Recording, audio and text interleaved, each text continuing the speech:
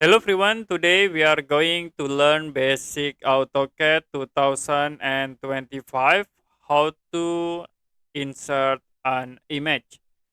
If you want to insert an image, you can type image attach, press enter and search for your image. As example, I will insert this image, click open and then use the default settings. Click OK. Now I will click at this point, can resize and click again to attach the image. You can also change the transparency, select the image and go to properties. I will set transparency like into 70, press enter again. To rotate, you can use the rotate tools. I select the objects and I will click at this point for the base point. You can rotate like into 15-degree, press enter again.